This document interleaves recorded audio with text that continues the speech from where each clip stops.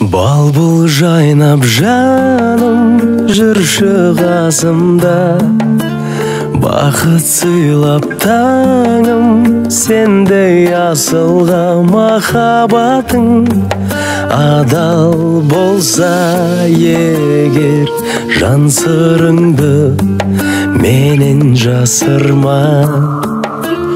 Армандарға алыс бірге жетейік, жоққа сабыр барға шүкір етейік. Хақ жолымен жүрейік парыз